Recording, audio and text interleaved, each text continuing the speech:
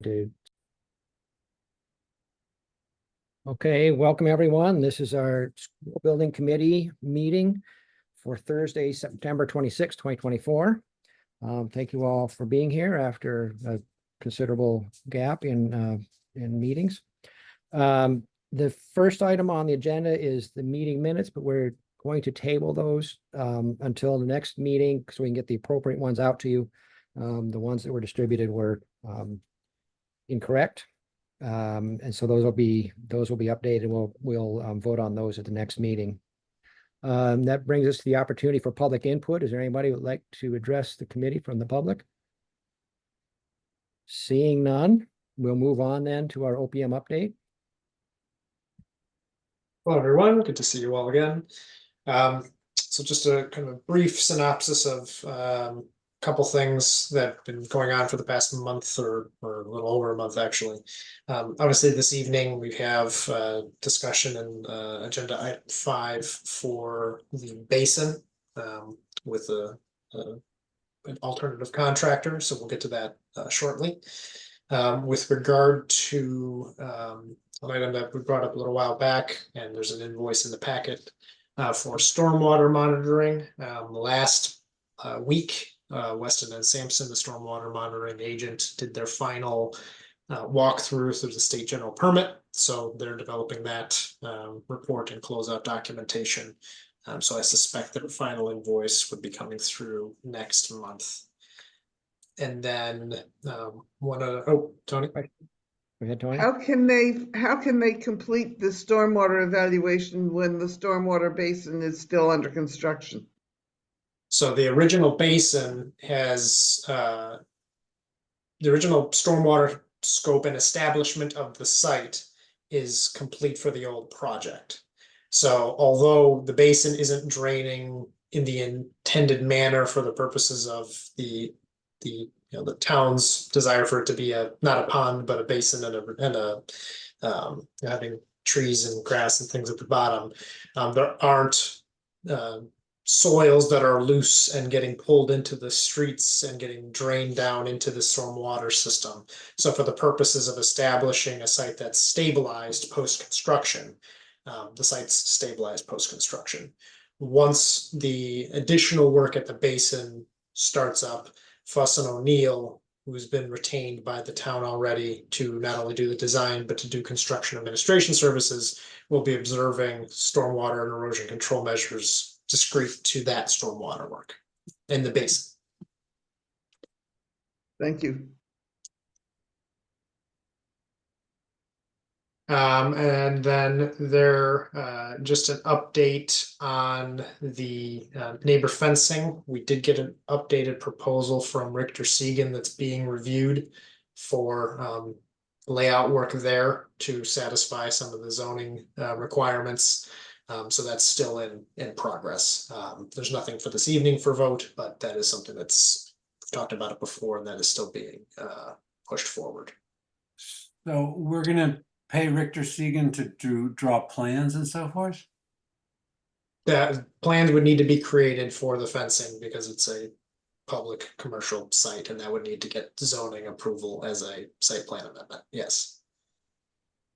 Efforts are being made to skinny their scope, minimize, because I know this is a point of curiosity or concern, the sort of outlay on design fees for what, to your average layperson would seem pretty simple and straightforward, run a fence through the woods. But I can assure the committee we're trying to make sure from a budget standpoint this is as least impactful as possible, but we can't eliminate this requirement entirely. Thanks, Ryan. Yep. I mean, thanks on both sides for the answer and the intention with which you're pursuing it. That is frustrating. And then finally, I would just mention that we did receive, I think the last time we met, there was some initial state change orders that were being actively submitted. So those have been submitted and received back. So that component of closeout is complete. Now we've just gotten some updated information from town finance. So we'll be working through those, aligning these upcoming submissions to the state for financial closeout of the project with the town general ledger, because those have to be aligned as we go forward and get final reimbursement layouts, and then basically getting everything set up for the eventual audit that will occur. It might be years from now, depending upon when the state conducts that. Go ahead, Tony. So are we having any difficulty with the state reimbursing us appropriately for the things we have done? No issues that I've seen with the state actually paying money. You hear of other municipalities where they're waiting and waiting and waiting on payments to come through. My understanding from some other projects is that that issue at the state level has subsided, and so they're much more timely. Now it's just a function of making the final submissions to the state to get the final reimbursement let out before you get to the end of the project audit. So the state holds back retainage, much like the town holds back retainage from contractors. So you basically make your final submission up to that retainage limit, and then you have to wait for audit for the final payout to go through. So it's getting from the end of the job to the financial end of the job. That's this last mile where we just got some updated information from town finance. And there's no challenge to what we are claiming. Currently not, no. The up until the change orders is where there's sort of the enduring project discussions about eligibility. And then when we make the final reimbursement request, you outline which components are reimbursable and not reimbursable. That gets worked through as part of the submission of the reimbursement process through the finance department and through the state. And then at audit, there may be some questions, sort of conflict level questions that arise on whether something was eligible or not eligible. But so far, there hasn't been any outside the change order back and forth that we've been going through with the state all along the project. There hasn't been any pushback for requested funds that I'm aware of. What was asked to be reimbursed was in fact reimbursed by the state. Thank you. Chris? And Adam, you noted kind of a process toward getting to close out. Do you have a timeline with respect to that? Or an expectation anyway? Yeah, the intention is to get to that demarcation point I mentioned, the pre-audit demarcation point in the next month or two. Is once we get through the additional general ledger documents and be able to compile those reimbursement requests, the faster that can be done, the better.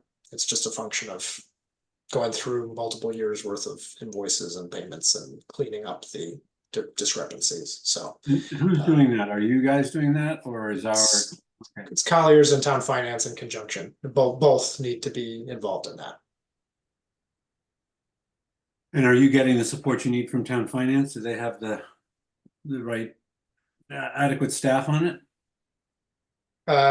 Based on what I just saw from Director Backus the other day, that appears to be the answers we were initially looking for. So I'm going through those over the next week or so. There will be another round of questions in that, but her response the other day was what we were looking for. So far it appears to be And it's timely, is what I'm saying also. Yeah, Amanda and team are on top of it.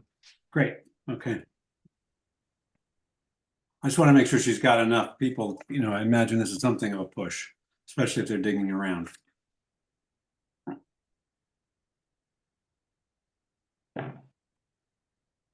So that closes out sort of the outstanding items outside the basin and the invoice packet. Okay, any questions on that part before we move on to procurement? All right, let's talk about the procurement.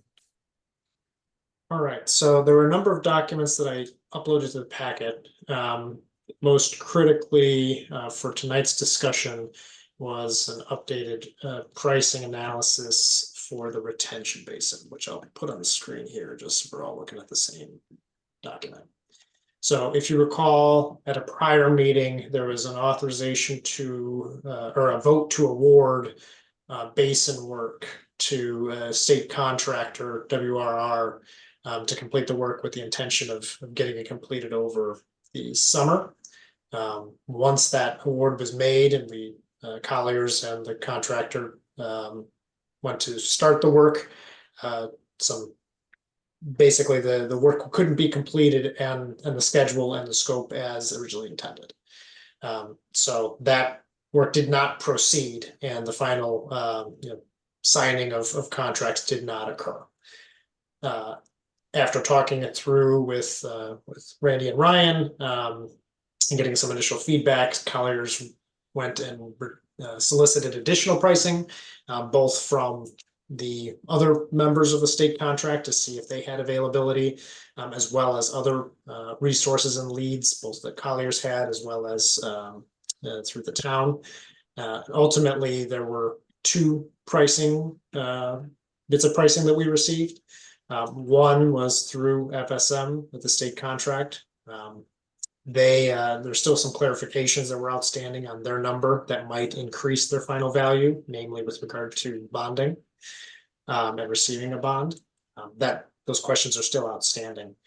However, Earth Dynamics, through which the town does have contracts for some similar work, they did provide a price to conduct the basin work as scoped and on schedule. And I did get clarifications from them about bonding and prevailing wage, that kind of thing.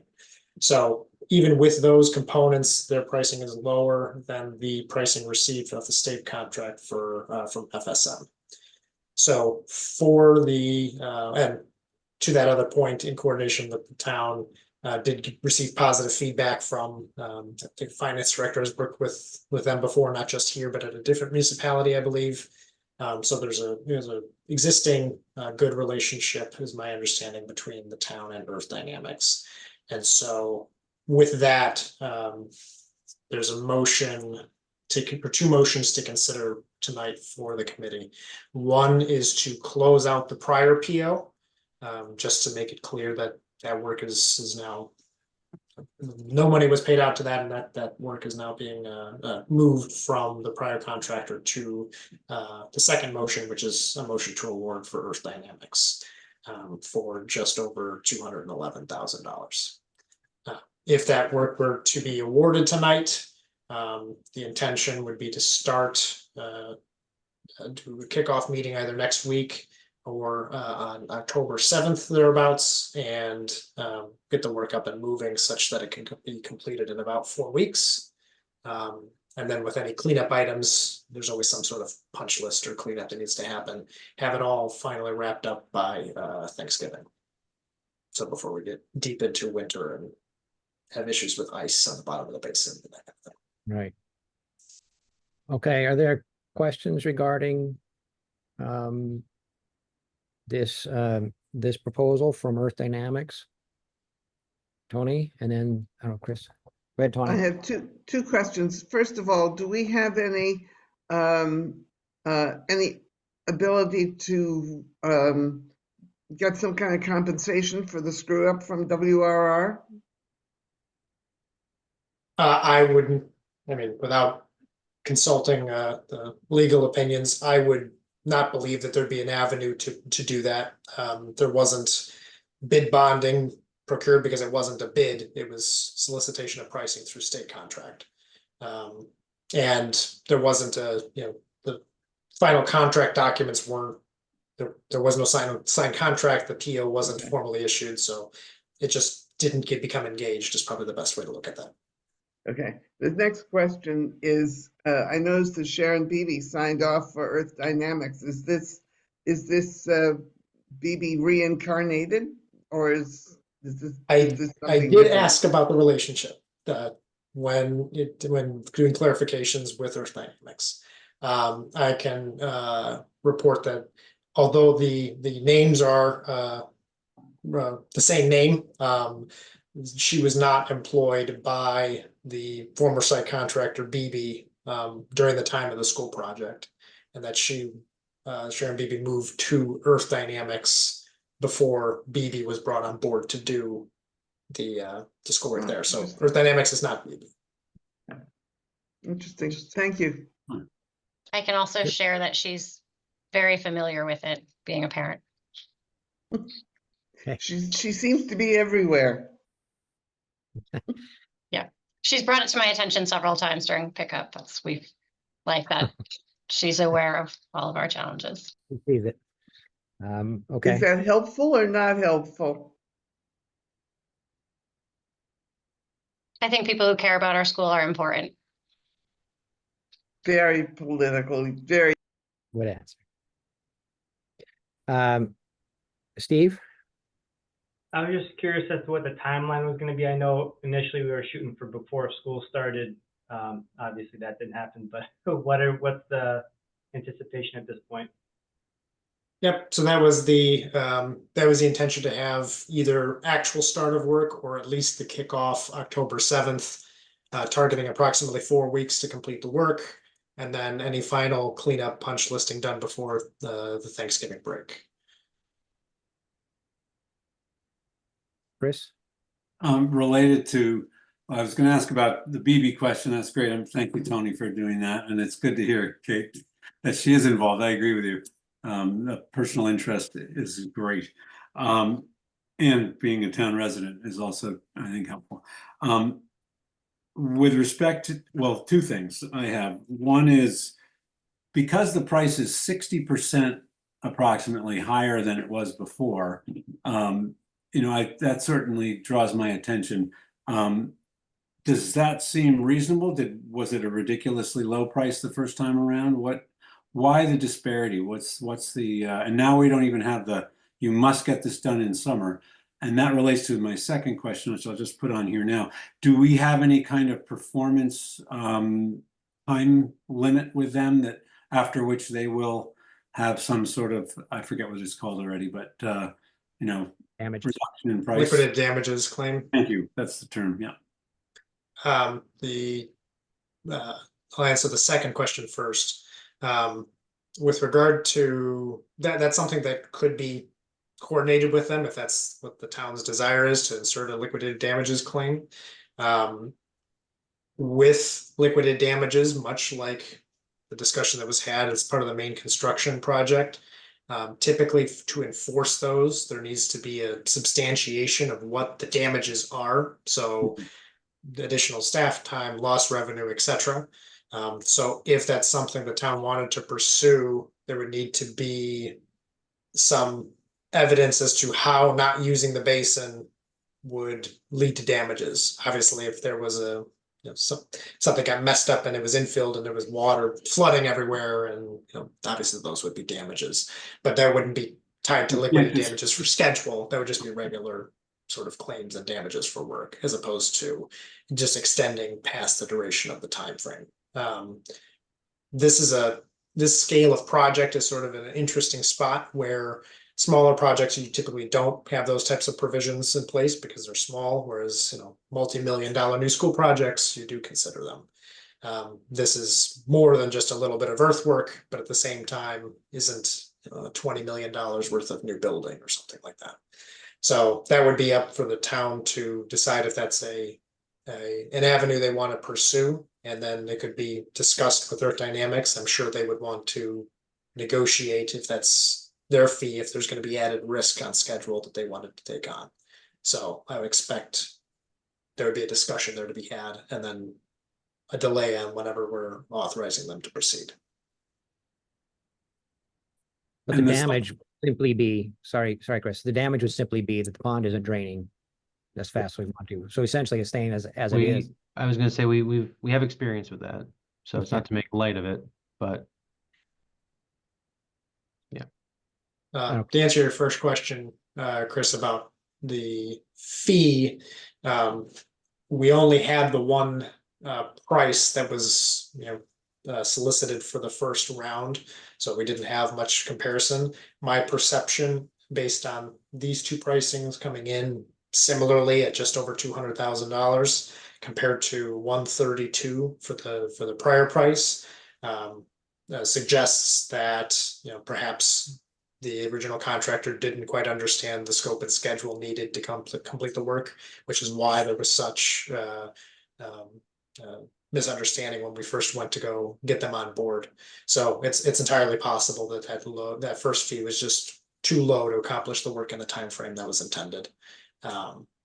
And that's why we're seeing numbers that are higher. So I don't know that I would say that either these two bids are 60% over, it very well might have been that the other fee was just too low to reliably accomplish the work in the time frame the town was intending. But these guys do understand our desire just to be done with it. We Yes. talked about damages, it's kind of like, I don't, I would imagine they would want to be done with the job, and our loss is, has been this whole time, the loss of the pleasure of being finished. Significant loss. Say it again? I say that's a significant loss for us. Yes, it is. Okay, so is there, if the committee is so inclined to go ahead with this, first of all, would there be a motion to close out the previously awarded PO?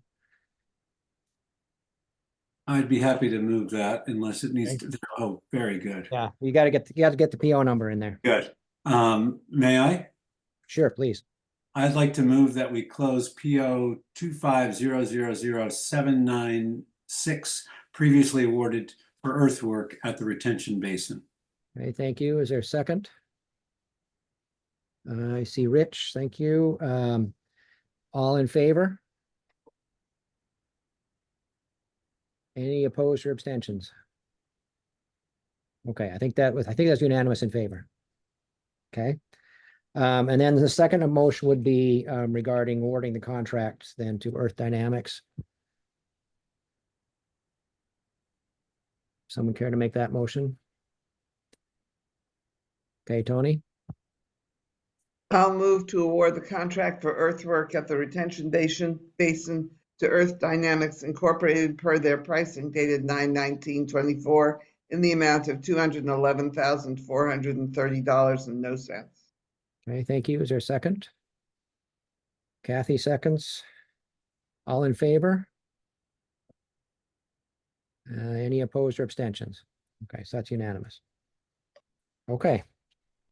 Then we're on to our invoices. Yes, so relatively light invoice packet.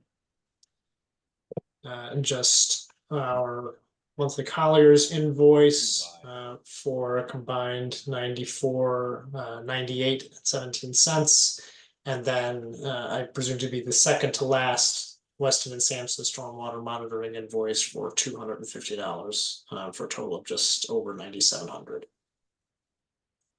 Okay, any questions? Yes, Adam, the work primarily done with that $9,400 has been fill in the blank. Predominantly the basin coordination with some additional work for obviously prepping for these meetings. The initial financial coordination that was done, or not initial, but the ongoing financial coordination for closeout, and then the Fencing. other things for fencing, and when there's some items on playground, for example, that comes That's up. what I expected. Thank you. Okay, is there a motion then to approve the invoice packet? We need to put the language back up. Yep, I'm on it. It's tough without Mary here. Yeah, we're a bit lost. Okay, is there someone willing to make that motion to approve the invoice packet? Okay, Rich, Okay, I move to approve the invoice packet dated 9/26/2024, including invoices from Colliers and Weston and Sampson for a total approval of $9,748.17. okay, thank you. Is there a second?